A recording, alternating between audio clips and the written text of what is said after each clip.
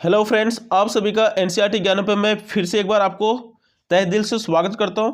दोस्तों आज हम लोग क्लास 7 का प्रोजेक्ट ड्रेल का दोस्तों जो असाइनमेंट मिला हुआ था आपका विज्ञान का, उसका दोस्तों 10 का 10 क्वेश्चन हम लोग सोल्यूशन मिलाने वाले हैं। तो दोस्तों वीडियो को अंत तक देखिएगा और चैनल पर नए हैं तो दोस्तों चैनल को जरूर से जरूर सब्सक्राइब भी कीजिएगा। तो दोस्तों 28 अक्टूबर को जो आपका प्रोजेक्ट ड्रेल का टेस्ट हुआ, इस सारे क्वेश्चन का हम लोग एनालिसिस करने वाले हैं। तो चलिए हम लोग आते हैं आपका पहला क्वेश्चन की ओर, जो आपका पूछा गया था क्या बोला कि निम्नलिखित में कौन सा रासायनिक परिवर्तन है। तो दोस्तों सबसे पहले जानते हैं कि रासायनिक परिवर्तन क्या होता है। कि रासायनिक परिवर्तन में दोस्तों कि जो अपना कोई भी वस्तु है उस वस्तु का क्या होता है, परिवर्तन हो जाता है। मतलब कि पुराने वस्तु से नया वस्तु में बदल जाता है। कहने का मतलब क्या है कि अगर पेपर को जलाइएगा, ठीक है, इस पेपर को जलाएगा तो पेपर क्या भौतिक अवस्था में क्या होता है, परिवर्तन आ जाता है। तो जो भौतिक अवस्था में परिवर्तन आ जाएगा तो उसको बोलेंगे रासायनिक परिवर्तन। जैसे कि यहाँ पे ऑप्शन क्या दिया दोस्तों, देख सकते हैं कि बर्फ का पिघलना, ये तो बर्फ का पिघलना कोई आपका परिवर्तन नहीं है, कपड़े का सूखना भी नहीं है, गुब्बारे का फटना नहीं, तो कागज का जलना ये आपका क्या है, रासायनिक परिवर्तन है, जिसमें कुछ उत्पाद नया बनता है। ठीक है, कागज को जला दिए तो नया उत्पाद बन गया, उससे कार्बन डाइऑक्साइड भी छूटा और राख क्या बन गया आपका, नया उत्पाद। तो पहले का कौन सा ऑप्शन होगा दोस्तों, ऑप्शन नंबर हो जाएगा आपका सी नंबर। अब दोस्तों देखते हैं question number next, question number दूसरा की ओर। तो क्वेश्चन नंबर दूसरा क्या बोला कि लोहे में कार्बन, क्रोमियम, निकेल, मैग्नीज मिलाकर बनने वाले धातु कौन सी है। तो दोस्तों ये इस्पात है। कौन सा ऑप्शन, ऑप्शन नंबर हो जाएगा आपका दूसरा का ए। अब आता है आपका नेक्स्ट क्वेश्चन दोस्तों, क्वेश्चन नंबर तीसरा क्या हो रहा है कि मृदा में उपस्थित सड़े गले जैव पदार्थ को क्या कहा जाता है। तो दोस्तों जो मृदा में सड़े गले जैव पदार्थ रहते हैं उसको ह्यूमस के नाम से जाना जाता है। तो पहला का तीसरा का कौन सा ऑप्शन होगा दोस्तों, ऑप्शन नंबर हो जाएगा आपका सी।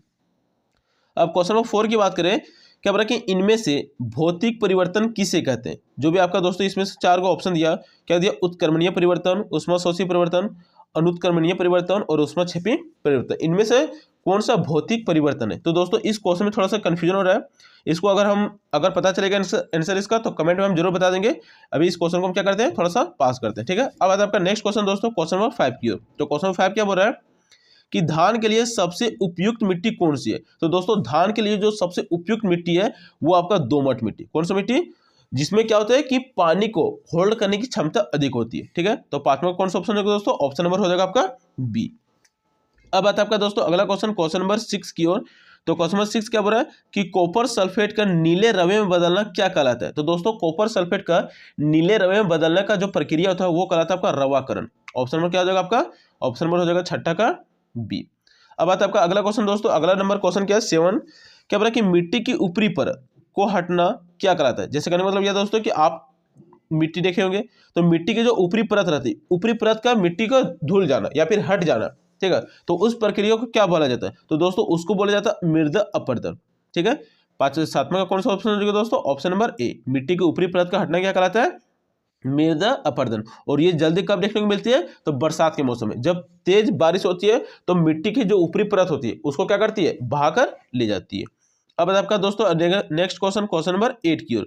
तो क्वेश्चन नंबर 8 क्या बोल रहा है कि मिट्टी की ऊपरी परत का हटना, ये तो हो गया था क्वेश्चन नंबर 7 दोस्तों। क्वेश्चन नंबर 8 की बात करते हैं, क्या बोल रहा है कि लोहे के ऊपर जिंक धातु की परत चढ़ाने की प्रक्रिया क्या कहलाती है। कहने का मतलब क्या बोल रहा है कि एक लोहा का टुकड़ा है, इस लोहे के ऊपर के टुकड़े को जिंक धातु की परत चढ़ाने की प्रक्रिया क्या कहलाती है। तो दोस्तों वो कहलाती है यद सलेपन। क्या कहती है, यसद लेपन, सॉरी दोस्तों क्या कहलाती है, यसद लेसन, जिसको क्या बोला जाता है, तो गैल्वेनाइजेशन भी कहा जाता है। क्या कहा जाता है, गैल्वेनाइजेशन, गैल्वेनाइजेशन।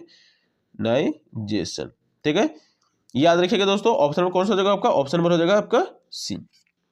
तो अब देखते हैं question number next, question number 9, क्या बोल रहा है कि किस मिट्टी में जल का अंतःस्रवण दर सबसे अधिक है। और दोस्तों यहाँ पे आपको अंतःस्रवण सबसे पहले समझना होगा कि अंतःस्रवण क्या होता है। तो ध्यान से दोस्तों सुनिएगा, अंतःस्रवण क्या होता है कि वह दर होती है, अंतःस्रवण वह दर होता है जिसमें जल मिट्टी से होकर गुजरता है। कहने का मतलब क्या है कि वैसा मिट्टी जो अपने आप से होकर अधिक जल को क्या करती है, बहा सकती है। जैसे कि आप बलुई मिट्टी को ले लीजिए, बालू वाला मिट्टी, अगर वहां पे मान कीजिए इस तरह से बालू जमा कर दे और यहाँ पे पानी का ढेर डालिए, इधर ढलान है, तो जाहिर सी बात है कि पानी क्या होगा, बालू की मिट्टी से इधर जल्दी आएगा। लेकिन दूसरा मिट्टी डालिएगा, काली मिट्टी, दोमट मिट्टी और मिनरल मिट्टी, तो जल्दी पानी नहीं आएगा। कहने का मतलब क्या है कि जो बलुई मिट्टी होता है वो अपने आप से होकर पानी को जल्दी जाने देती है, क्योंकि बलुई मिट्टी में जो कण होते हैं वो बहुत ज्यादा मोटे होते हैं और उसके बीच में रिक्त स्थान ज्यादा होता है, जिससे पानी आसानी से क्या हो जाता है, पास हो जाता है। लेकिन दोमट मिट्टी, काली मिट्टी और मिनमय मिट्टी, इसके कण छोटे होते हैं जिसकी वजह से पानी जल्दी पास नहीं हो सकता है। ठीक है, तो याद रखिएगा दोस्तों, नंबर का कौन सा आंसर हो जाएगा आपका बलुई मिट्टी। किस मिट्टी में जल का अंतःस्रवण दर सबसे अधिक है, तो वह बलुई मिट्टी। यहाँ पे यह क्वेश्चन नहीं पूछा कि कौन सा मिट्टी सबसे अधिक जल को संग्रहित करती है, अगर इस तरह क्वेश्चन पूछेगा तो हो जाएगा आपका आंसर दोमट मिट्टी। ठीक है, क्वेश्चन में यहाँ पे डिफरेंस है। अब आता है आपका दोस्तों अगला क्वेश्चन, क्वेश्चन नंबर 10 की ओर। क्या बोला कि कणों के अमाप के आधार पर कितने मिट्टी होते हैं। तो दोस्तों ये होते हैं 3 प्रकार की। कौन कौन सा प्रकार के होते हैं दोस्तों, तो होता है पहला बलुई मिट्टी, दूसरा होता है दुमिट्टी और तीसरा होता है मृण्मयी मिट्टी। तो ये आपका 3 प्रकार के मिट्टी होते हैं। तो दोस्तों ये था आपका 10 ऑब्जेक्टिव क्वेश्चन। आप हमें कमेंट में बता सकते हैं कि आपका 10 में से कितना सही हुआ। और दोस्तों अगर आप सब्जेक्टिव क्वेश्चन का सॉल्यूशन चाहते हैं तो आप हमें कमेंट में जरूर बताएं, मैं कोशिश करूंगा इसका अलग से वीडियो बनाने का। तो मिलते हैं दोस्तों नेक्स्ट वीडियो में। और अगर आपने चैनल अभी तक सब्सक्राइब नहीं किया तो दोस्तों चैनल को जरूर से जरूर सब्सक्राइब करें। जय हिंद, जय भारत।